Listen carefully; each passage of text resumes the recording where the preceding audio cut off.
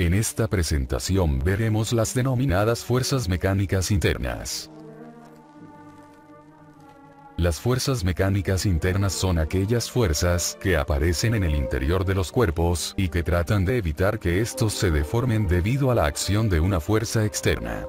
Dentro de esta categoría están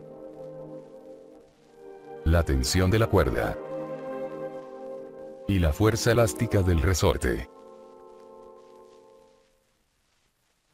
Las fuerzas de tensión son aquellas fuerzas internas que aparecen en el interior de cuerpos flexibles, como cables o cuerdas, o cuerpos rígidos, como barras, en cuyo caso se habla de tracción. Las tensiones tratan de evitar su posible estiramiento y actúan a lo largo de estos cuerpos manteniendo constante su valor, excepto en los puntos donde haya contacto con otros cuerpos. Para dibujar las tensiones se hace un corte imaginario y se separa el cuerpo, de forma ideal. Por el contrario, las fuerzas de compresión son aquellas fuerzas internas que aparecen en el interior de los cuerpos, tratando de evitar su posible compresión. Esas fuerzas son constantes a lo largo del cuerpo. Para dibujar las compresiones se hace un corte imaginario y se separa el cuerpo, de forma ideal. Dentro del concepto de cuerda se incluyen elementos similares como cables, alambres, cadenas, hilos, etc. Las cuerdas son elementos flexibles, que solamente pueden generar fuerzas de tensión.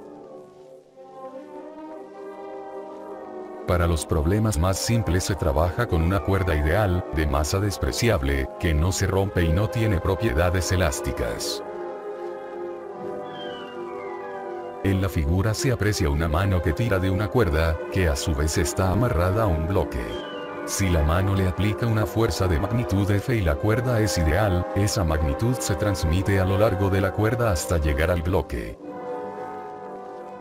Así, lo que se conoce como la tensión de la cuerda es la fuerza que la cuerda le aplica al bloque. Una polea, como la que se muestra en la figura, es una máquina simple compuesta por una rueda que puede girar alrededor de un eje fijo a una chapa que pasa por su centro, y que en su periferia tiene una garganta por la cual corre una cuerda o una cadena. Tal como se aprecia en el siguiente video, una polea, dependiendo de la manera en que es usada, permite cambiar el sentido y dirección de una fuerza o multiplicar sus efectos. Las poleas tienen dos propósitos principales: cambiar la dirección de una fuerza y reducir conforme a la ventaja mecánica la fuerza necesaria para levantar un objeto. Este cilindro metálico tiene un peso de alrededor de 10 newtons. Si colgamos la pesa de una cuerda que pasa por esta polea,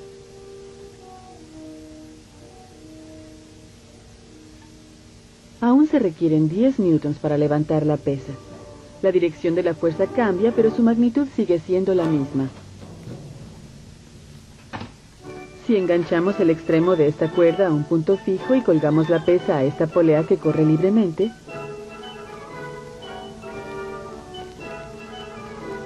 solo se requieren 5 newtons para levantar la pesa, pero la pesa que se está levantando solo se mueve la mitad de lo que se mueve el dinamómetro que la está levantando.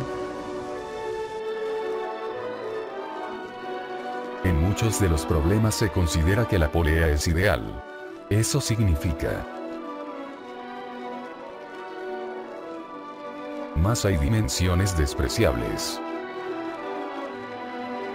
El eje de la polea no tiene roce, como si estuviera bien aceitado. La cuerda no resbala con la garganta de la rueda. En una polea ideal, la magnitud de la fuerza se traspasa completamente de un extremo a otro de la cuerda, cambiando su dirección y sentido. Una polea fija o de eje fijo es aquella cuyo eje está empotrado en un punto que está en reposo, como una pared o techo, tal como se ilustra en la figura de la izquierda. Por otra parte, la polea móvil o de eje móvil es aquella cuyo eje está empotrado en un cuerpo que está en movimiento, tal como se ilustra en la figura de la derecha.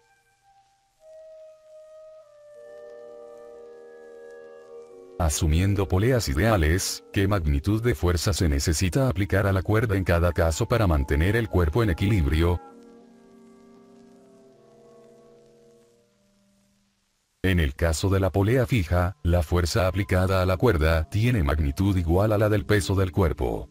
En ese caso, la polea solamente cambia la dirección de la fuerza. Por ejemplo, si el peso del cuerpo fuera 80 newtons, se requieren 80 newtons para sostenerlo en reposo.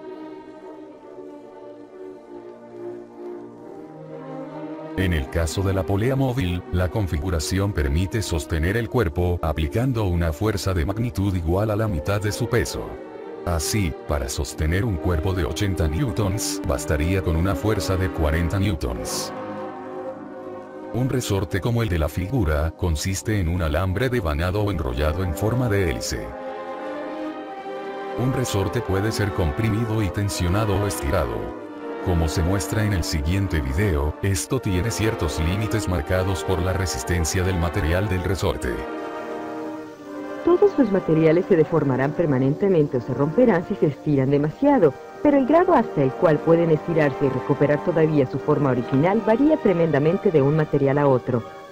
Mostraremos eso con estos dos resortes, uno hecho de latón y el otro de cobre.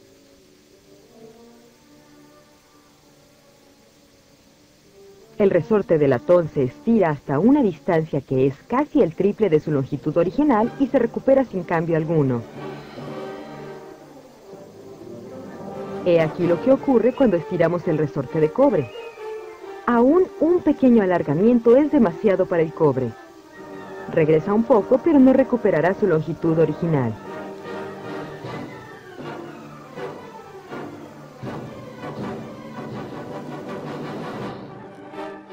En su estado de equilibrio, ni estirado ni comprimido, tiene una longitud natural L sub 0.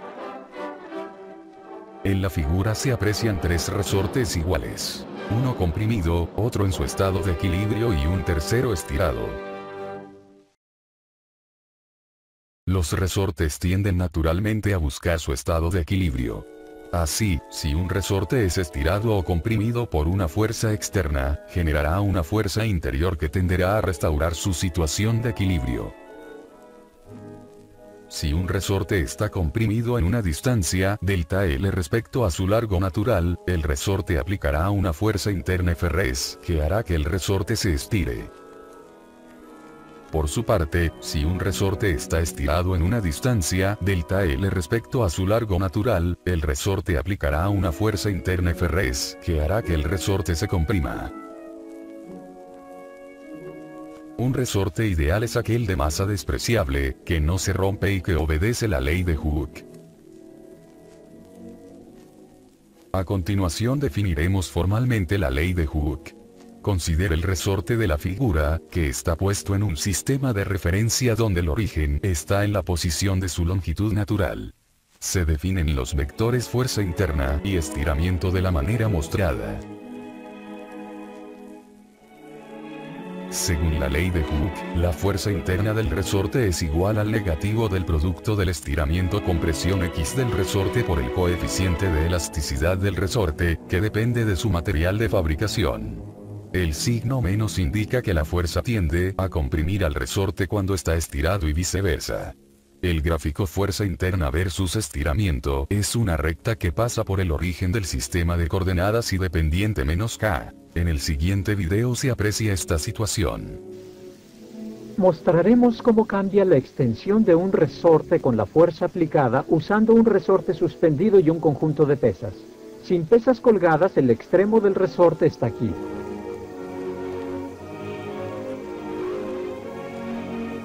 Esta es su extensión cuando se añaden 10 newtons de peso.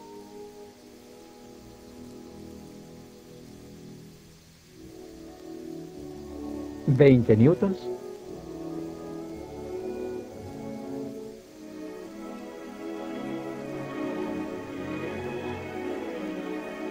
¿30 newtons? Ahora agregaremos el mismo conjunto de pesas a un resorte diferente, dejando en la pantalla las marcas hechas por el primer resorte para comparar. 10 newtons.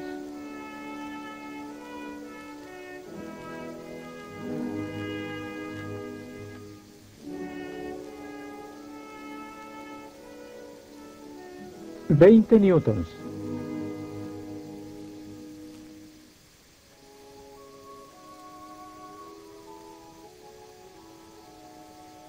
30 newtons.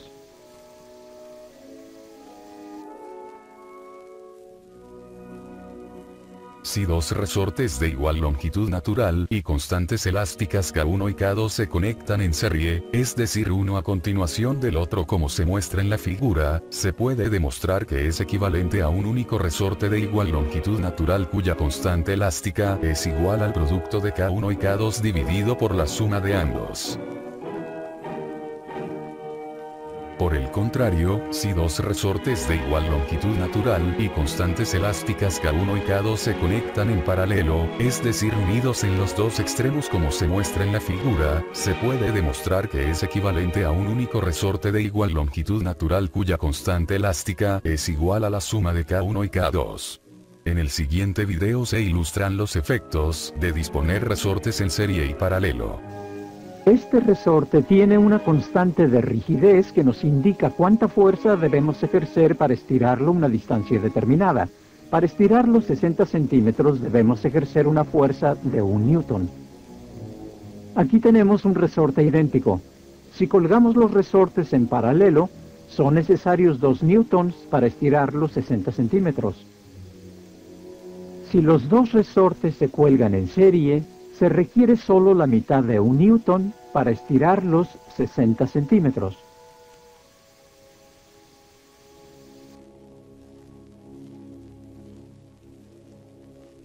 Muchas gracias por su atención.